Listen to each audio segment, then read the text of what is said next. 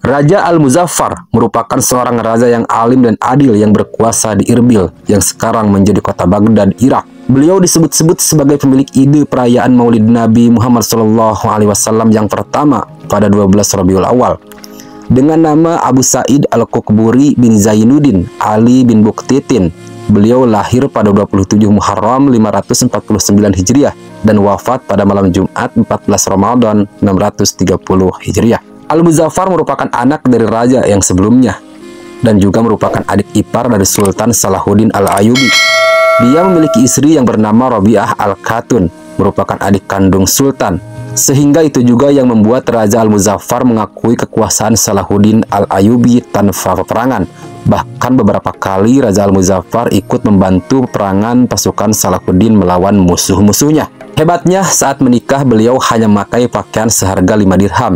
Sampai-sampai Salahuddin Al-Ayyubi memarahi perangainya itu. Al-Muzaffar lalu berkata, "Pakaian dengan harga 5 dirham dan aku bersedekah dengan sisa uangku lebih baik bagiku daripada mengenakan pakaian mewah dan membiarkan kaum miskin." Beliau juga seorang penemu dari strategi perang yang membuat musuh mabuk. Al-Muzaffar membakar tumbuhan candu yang tumbuh di sekitar medan peperangan.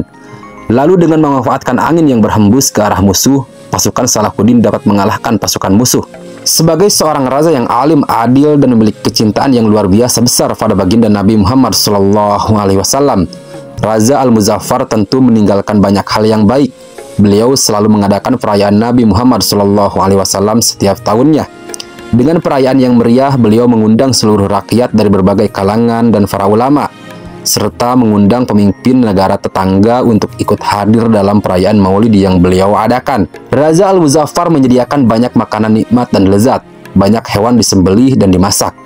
Sebanyak 5.000 kambing dipanggang, 10.000 ayam, 100.000 piring keju, dan 30.000 piring manisan disediakan untuk perayaan Maulid Nabi Muhammad SAW tersebut. Perayaan yang berlangsung beberapa hari tersebut dimulai dari waktu zuhur hingga terbit fajar, menghabiskan sekitar 300.000 dinar untuk perayaan Maulid, 100.000 dinar untuk rumah persinggahan, 30.000 dinar untuk haramain dan pengairan daerah Al-Hijaz, serta memberikan hadiah 100.000 dinar untuk Syekh Abu Al-Khattab Ibnu Dihyah yang menyusun kitab Maulid Nabi Muhammad SAW.